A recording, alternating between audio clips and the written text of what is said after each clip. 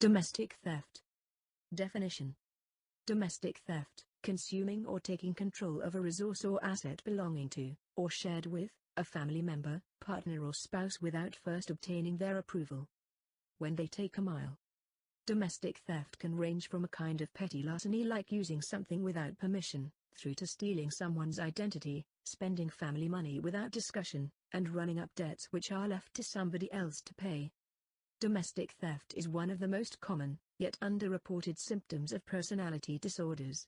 In many cases, there has been habitual or frequent theft of some sort from friends, family members or a partner. The more severe forms of theft which deprive a family member or partner of necessary funds are considered a form of domestic violence in some jurisdictions. These are forms of theft that rarely get prosecuted. Because the victim is a friend or family member, laws often define family property as community property which is legally shared. Also, in many cases the losses are less than catastrophic and hence don't warrant civil litigation. Examples. When one partner goes to get the rent money from where they have saved it, it simply isn't there. Utilities are suddenly cut off because the person with the bill money failed to pay the bill and spent the money on addictions or other forms of self-gratification. A parent's computer, camera or car keys are missing, and so is the car. A friend is forever borrowing $50 here, $20 there, and it is never returned. How it feels. By Talking Leaves. My ASPD ex-husband's ongoing theft of money and my possessions during our decade of marriage created a truly bewildering brew of fear, obligation, and guilt.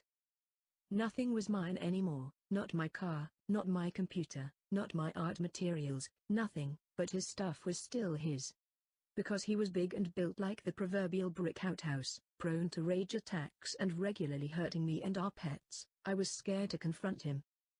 He would regularly take money out of the kitty that had been put aside for bills or rent and spend it on porn, booze, drugs, junk, and computer games.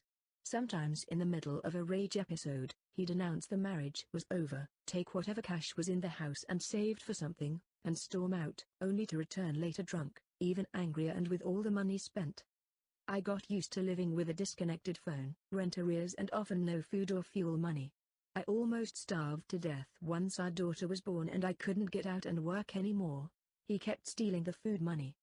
He'd also steal food I had bought for me and her, take my car, and broke many of my possessions including my professional camera, one of my computers, a car, and my guitar.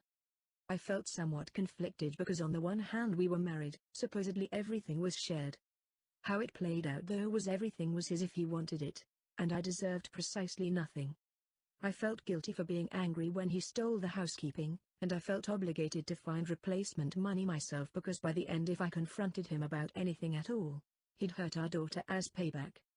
After I left him and went on welfare, someone asked me if I'd manage on the small amount of money. I laughed, because for the first time in 10 years I had more than enough.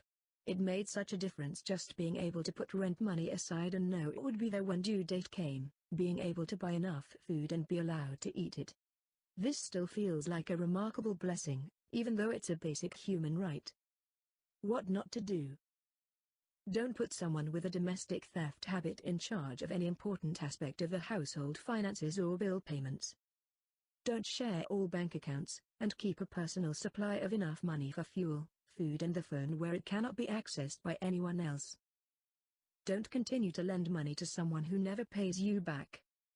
What to do. Maintain a separate bank account in your own name. If the theft is substantial, ongoing and means you cannot afford enough food, your rent, or utilities, contact a domestic violence service for advice. Consider whether you need to contact the police and report the theft,